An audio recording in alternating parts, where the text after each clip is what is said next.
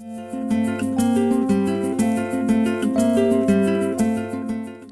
I'm Kim, founder of the Perfect Blend podcast.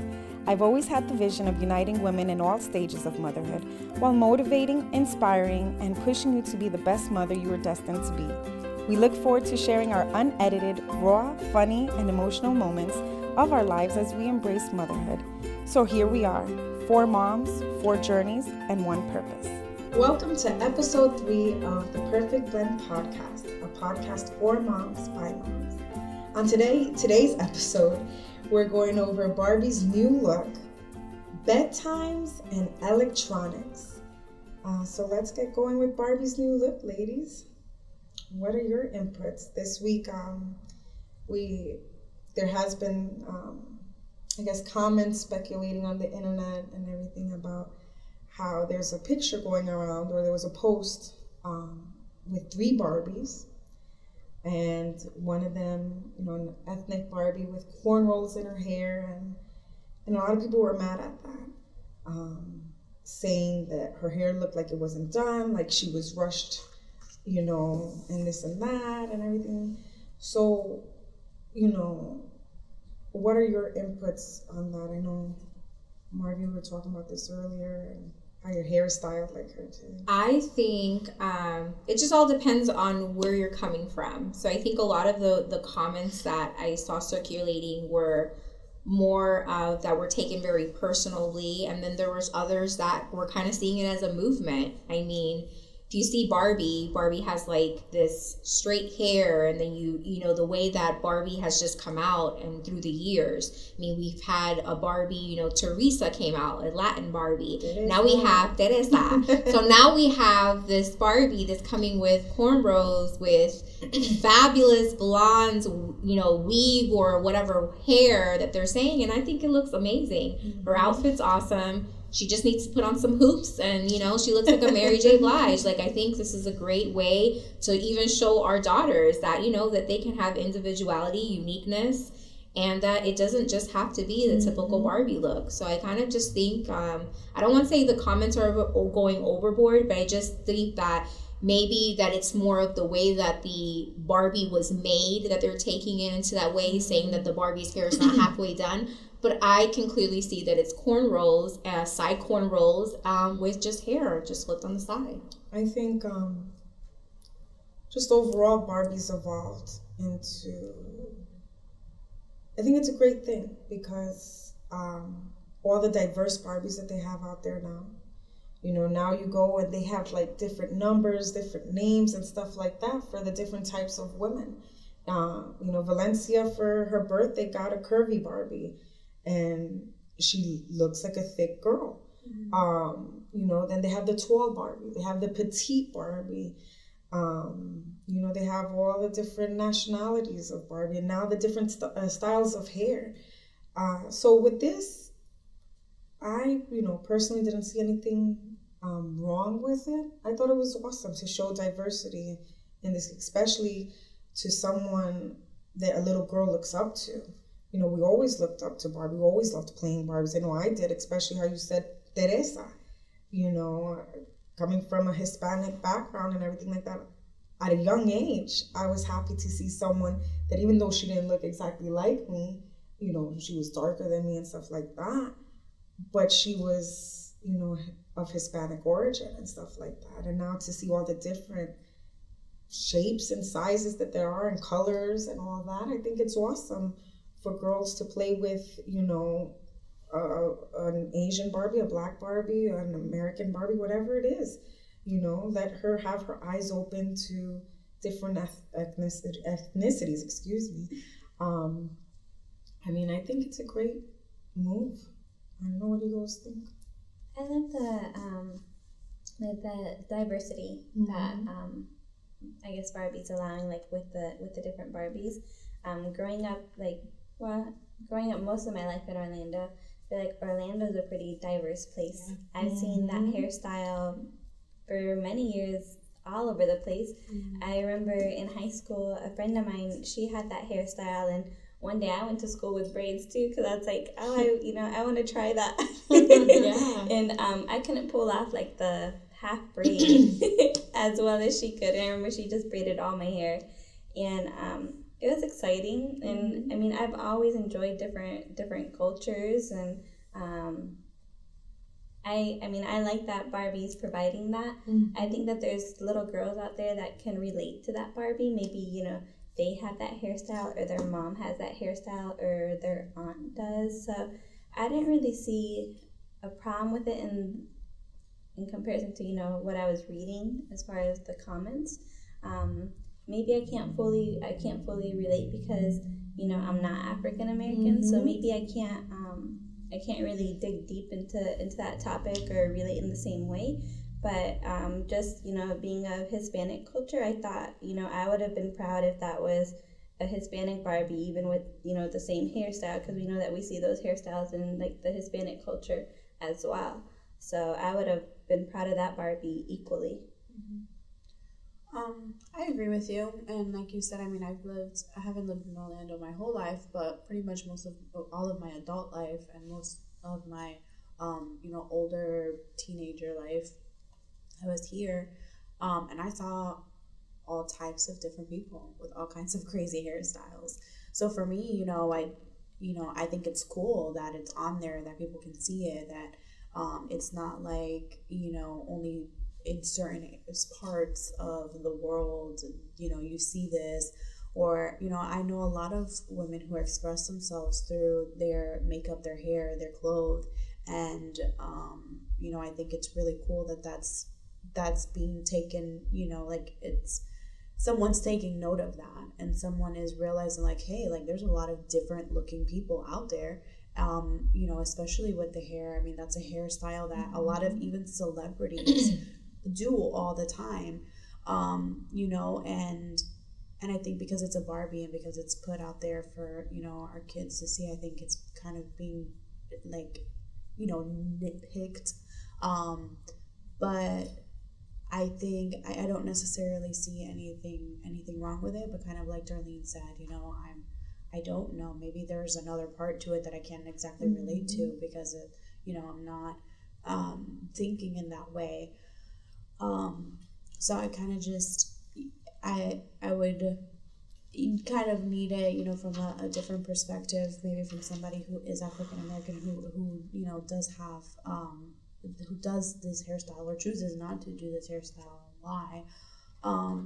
But I kind of just stand on the, you know, I don't necessarily see anything wrong with it, you know, from this outside perspective, you know, looking in.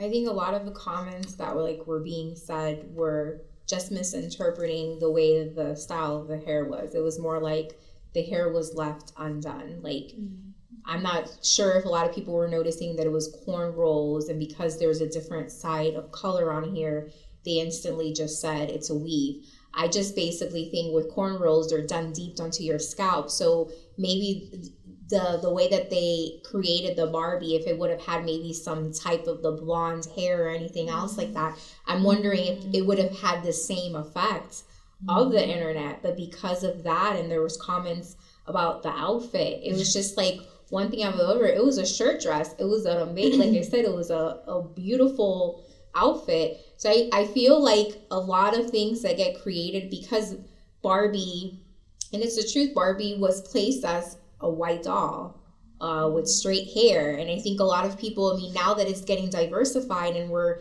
making leadway, now we're getting, you know, we're attacking Barbie, Mattel. And it's like, okay, let's start celebrating. Let's start doing an empowerment that even though it's taken this long, now we're going to have our kids, our generations to see that diversity and be able to identify with that Barbie and be like, hey, she looks like my aunt so-and-so, or hey, I have that hairstyle, or hey, I have that look. So I think that if we look at it in that way and not look at it in a just like a political standpoint, like getting attacked, if we look at it in a broader way of an empowerment and a whole, like, we've come this long way, and it could be as well, I'm not African American, so I may not exactly can pinpoint exactly what the issue is at hand, but all I can see is empowerment. I see leadway and all this, and I think that that's what it should be focused on. Definitely. Well, now to something else, something different. summertime is coming, so that means different bedtimes and stuff like that. I know, like my kids, 3 under 3, so they don't go to school yet. And I can be honest, I don't have a set bedtime for them. I have friends that are strict with that, and they're like, no, in bed by 7, this and this and that, da-da-da-da. And plus you got to think of school, and I'm sure we'll hear from that in a minute, Marvy, how you deal with that and everything. And now that summer break is here, what are you going to do? Or like the weekends and stuff. But I know a big thing that I've heard lately is me time. And I'm like, wow, that is true. Like, we're always on the go, this and this and that we do need that time for us. And so a lot of moms do put their kids by 7 o'clock, by 8 o'clock. That way they have time to wind down, watch their shows, do their whatever hobbies they have, coffee, and I love my coffee and stuff like that. And just time to relax from that hard day, whether you've been working, staying at home with craziness, and stuff like that. So for me, like, that's something I know that Josh and I do have to work on. And it's finding that, time to say, guys, you gotta go to sleep. Let's do this, and that way we have our time, because the later they go to sleep, that's the later we go to sleep, because I know I want to have that time. And I'm just so tired, and then I'm just like, okay, let me get up again in the morning and do it all over again. But with you, Marvy, Jaden's in school now, and it's about to end. So how do you work your bedtimes with him? Let me put my tear. It's happening. Jaden really, he's pretty independent kid when it comes to bedtime. I don't have a problem with him. Our bedtime when there's school is 8:30. If he wants to watch a little wrestling thing or a show, I'll push it to 8:45, 9 o'clock, depends. Weekends, he's in bed by 10:30, and I usually go to sleep way before him, but he puts a timer on his TV. He knows when the timer goes off, he's got to go to bed.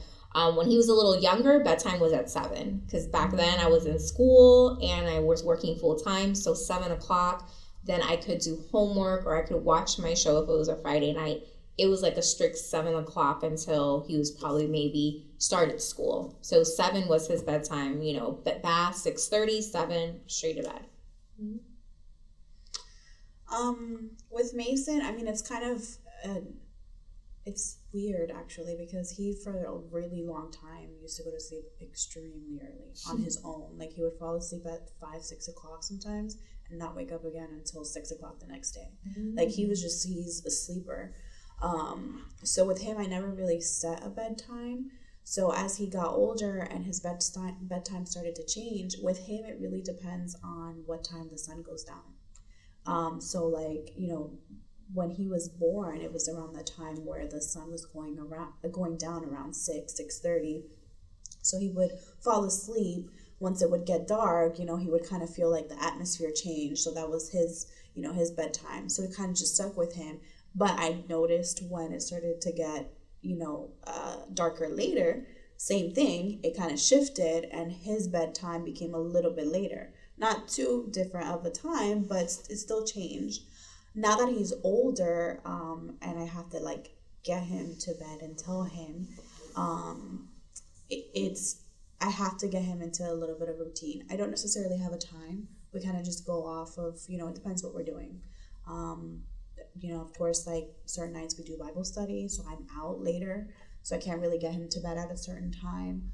But he does have daycare, and he has to be there every morning by 8 o'clock, because that's when, or by 7:45, because they eat at 8, they have breakfast at 8.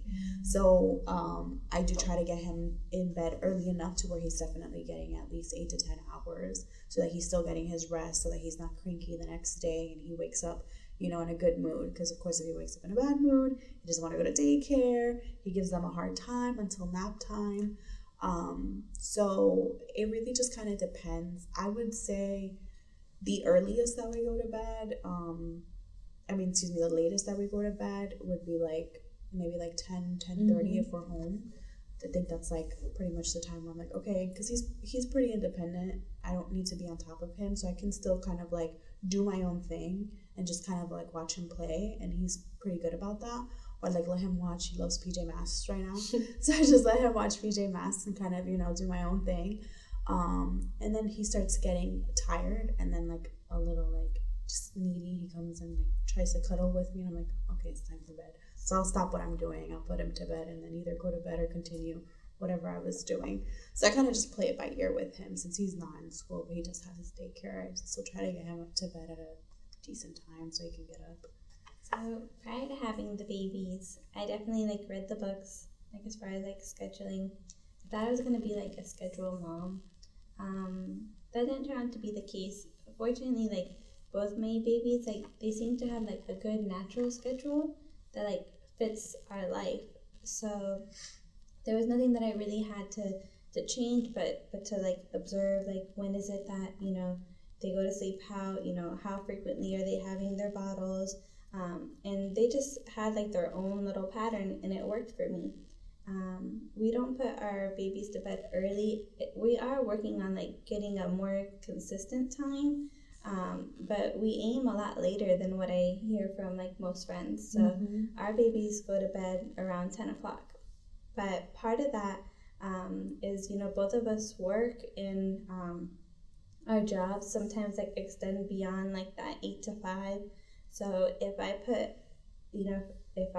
if I'm not there, I guess our babysitter would put our babies to bed, and then I feel like I would never see them until the weekend. Right. So we come home and like we spend time with them.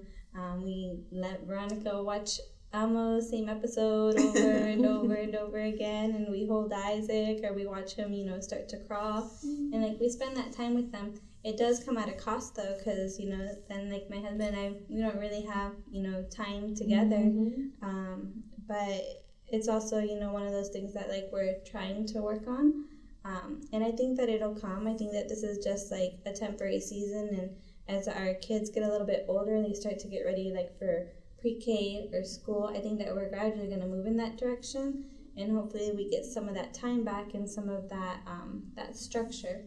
But I feel like what we're doing right now works for us, so I don't really see immediate need for change.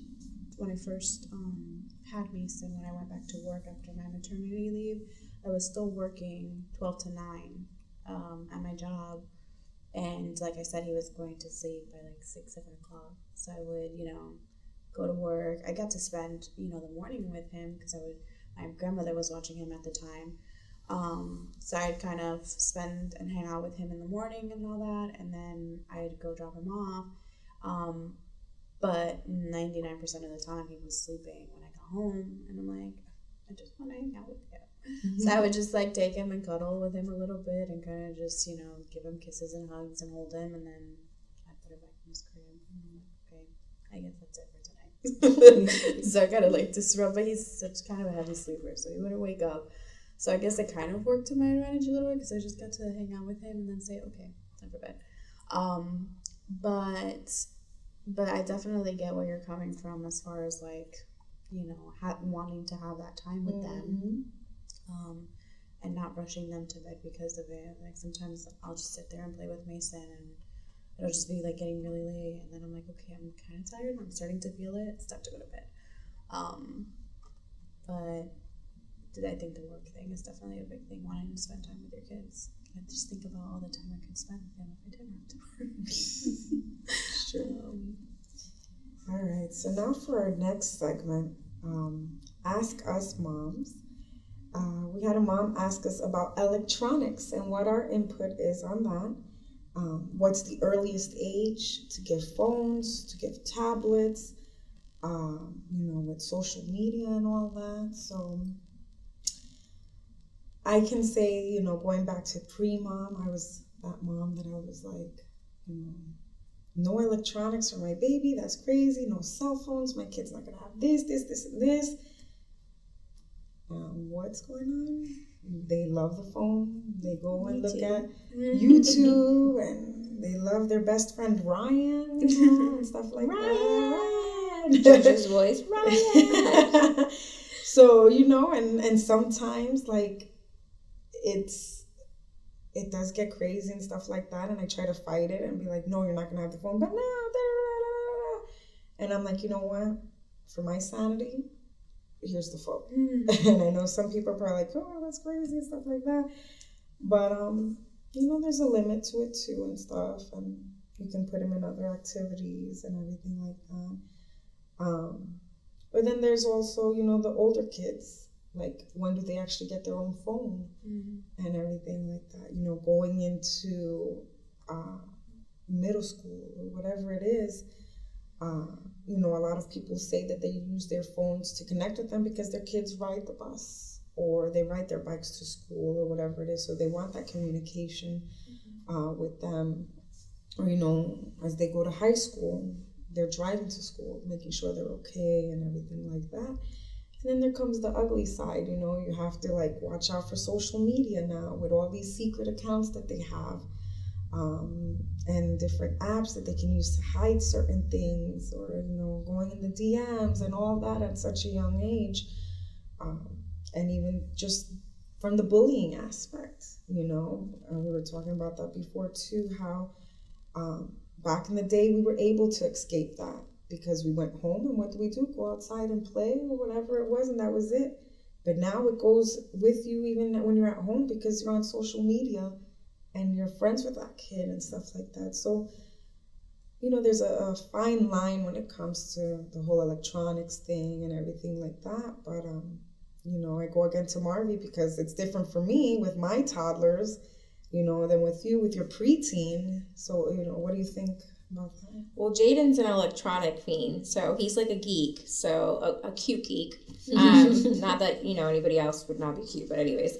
But he loves his tablets. He's got 2 tablets. He's got all the video game stuff at home. I try to limit it as much as I can, so that way Jaden has some time between like reading and things like that. But he loves it. I feel like if he's done all that he needs to do, he loves to play basketball outside. There's nothing wrong with him to be on a tablet as long as I load it out. I don't let him play video games and then be on his tablet. I also tell him he has to play educational games.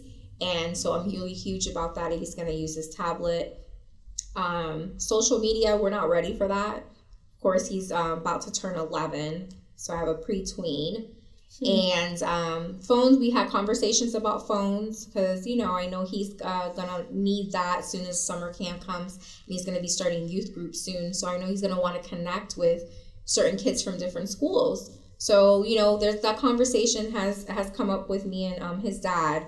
But definitely the social media aspect it scares me. With kids' young age, I know my niece has social media. I follow her on there.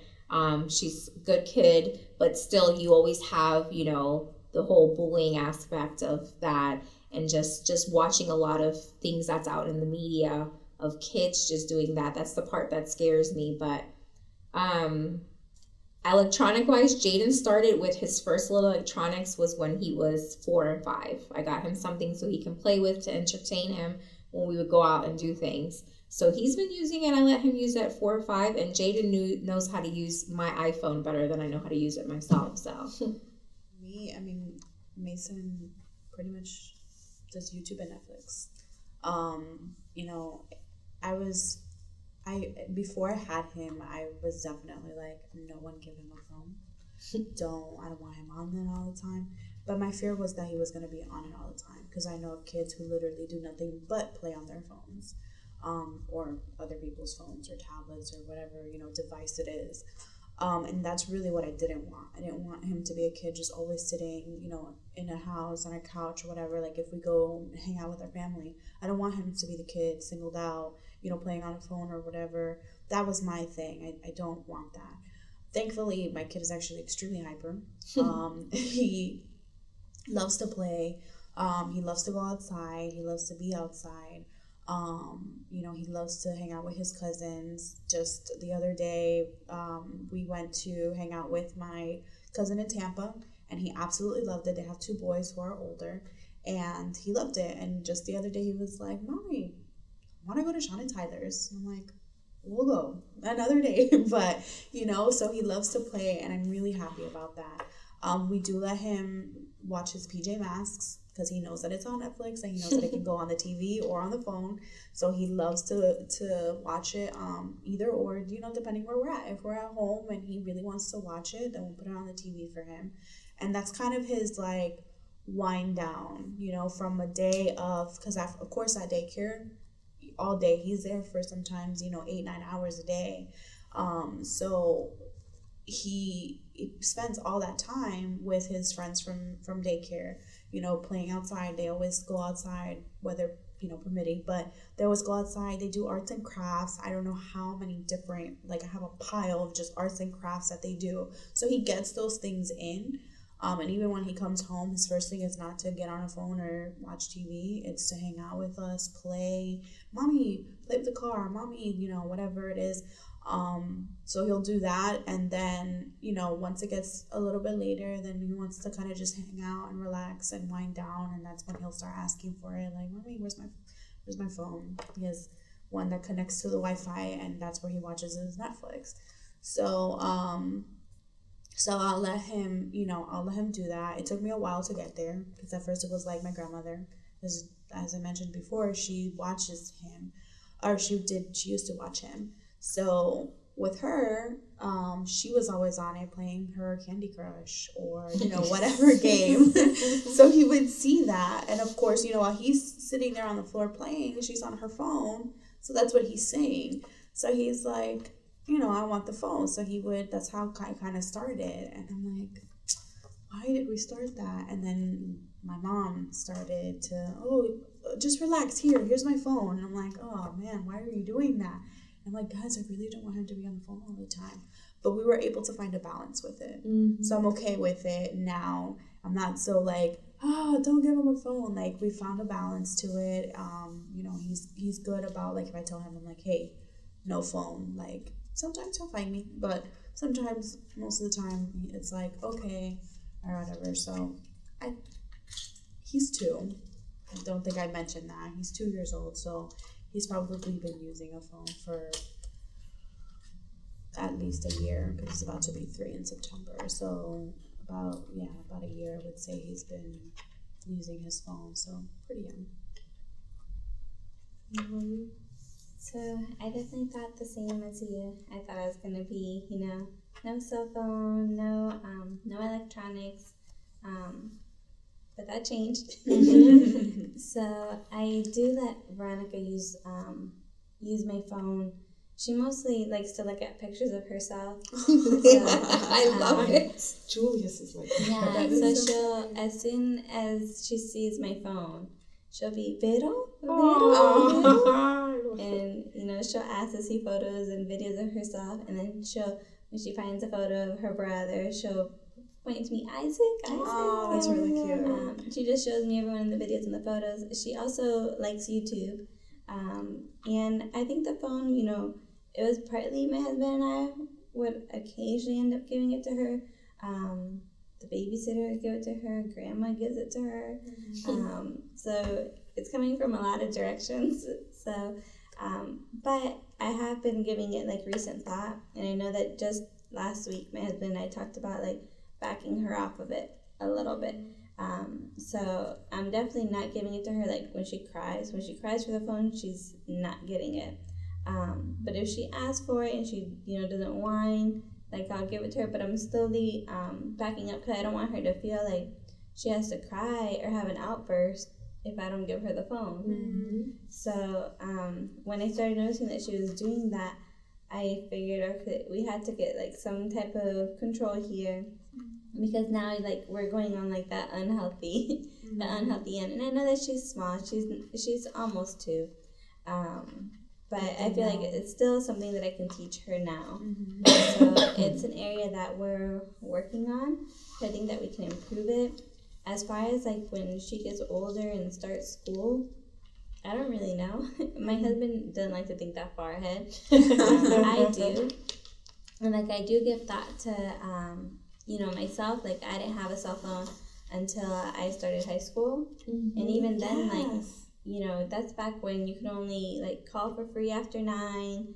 It was the Nokia block phone, and then you had to play the snake game, and that's all that was on there. And with like the text messages, you only could get certain number of text messages. So as soon as I reached too much, my dad was calling me, stop texting. Yeah. So it was just a little bit different.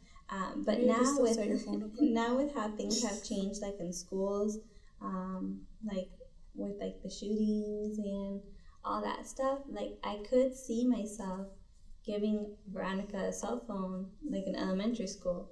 I could definitely see that. But I know Curtis will probably say no to this. But that's my thought there. But I would only want it to have like calling access.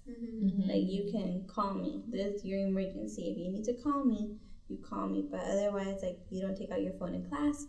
There's no games on here. There's no app. Like it's gonna be an old phone. But I do see myself maybe doing something like that. As far as like giving a kid an iPhone, like for it to be theirs, I don't really know. I guess I have to give it some thought. But my first answer would be, if they want an iPhone, they're going to be working for it. Like I don't really see myself like giving one of my kids an iPhone like when they become the age to be able to have apps and stuff. Like I want them to kind of help in paying for the service in some way. They don't have to pay for it all on their own. But I don't want them to think like that's something like you're just gonna get this because you're my child. Yeah. So it's like I will give you this phone. You want an iPhone, then you're gonna have to contribute. That's at least my thoughts. Yeah, I think it's really hard to think about stuff like that though, because I mean, our kids aren't even gonna be there for another 10 years, and it's like our minds could change. And exactly, sure. well, We there's don't know that, technology or by then. exactly, there's so much change going on, even just within the past few years, even since I was in school and since I graduated, which wasn't that long ago. It was so much has changed since then, and of course there's always a new iPhone coming out, but who knows, what if that's not the thing in 10 years? What if it's some other phone or something, and then the iPhone becomes the acceptable phone, and I think really it's also the access that you give. Like you can give a child a phone, but there are phones or devices that are, like you said, for calling only. So if you feel the need, to give your child a device like that, it's out there. You don't have to give them a phone. I personally don't feel like I'm gonna give them a full blown iPhone type of phone until he's way older, because he's probably gonna be a little troublemaker, just because of the way that he's very confident. He walks like he owns the world. I mean, you've all seen him walk around. His presence is known. And I'm sure, I want to make sure that his character is in the right place before I do that, because, we always think, oh, well, what if somebody bullies him, and what if somebody does that? But what if, if we don't check him and he's the one who's out doing the damage, I don't want that either. I want to make sure that he has a good character. So it's kind of those are the things that I think about, and I'm I don't know if he's gonna deserve it.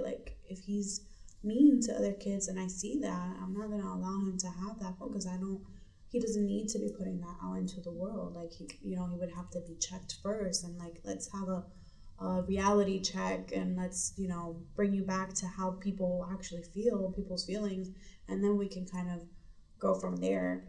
But there's so many different little things that you could think about, and that's what I always say is RJ and I have tried to have that conversation before, what if he wants to do this, or what if he wants to do that? I'm dude, honestly, I don't know. I mean, this is what we did. We weren't exactly the best of kids, so we have to remember why we did it, when we did it. Was it a rebellious thing? Was it just we wanted to explore? And we have to kind of be careful how we approach him when he does start to question these things or do things, because your response as a parent could affect their behavior going later on. So that's just a lot. So, like, my thing with the cell phone, I've waited so long is, like, and now he's entering the preteen and all that. So, like, I know girls are going to come into play. So, I know my father waited for a very long time before giving us any type of devices. Like, back then, you know, you just said it was only a couple of years for you, but back then we had beepers. We had beepers, we had codes. Then the little Nokia came out. I had to beg my dad for the cell phone to call back the people that would beat me because I didn't think it was safe me stopping by like and using a payphone. Like there were payphones everywhere. So I kind of think about that time of my life and how my dad even got us our own private phone line in our room. And just getting in trouble about all the phone calls we would get, or like the whole texts after a certain time, like on the cell phone. I mean, I would get in trouble about the phone bill all the time. Like it was to the point where my dad's like, no, here's your own phone. You're going to pay for it with your own job. And that's what and I used to be like, oh my gosh, everyone needs to call me after 9. Like I can't afford to pay this bill. And like, I think about just entering that realm like my parents were in, like I'm about to enter that, you know, talking about things for Jaden with the cell phone, and that's limitations and things that I'm going to be, you know, entering with him. So it's a little scary. It's a little exciting though too. I kind of like, I'm looking forward to all like the little talks we're going to have and the funny, and I'm actually looking forward to yelling at him because, you know, he's used up his text messages because it's going to happen, you know, we're not perfect. And it's like a whole like, you know, parenting thing you got to go through, but well, we can continue this conversation, and we'd love to hear your feedback, moms, on our Facebook page. And you can give us your feedback on bedtimes, on electronics, and such like that. But let's end with a table talk. This one's quite fun. I'd love to ask this to Valencia and see her thoughts. But if you could have your house shaped in any way, what would it be? That's a fun conversation to start out. And just with some mom inspiration, Mom, you know, this week too, like if you are going through a rough patch and stuff like that, and you just feel down, just remember that you are beautiful, and repeat that to yourself. Say, I am beautiful because you are. So thank you for listening to episode 3 of the Perfect Blend podcast. Make sure you follow us on Instagram and on Facebook as well. Until next time, guys.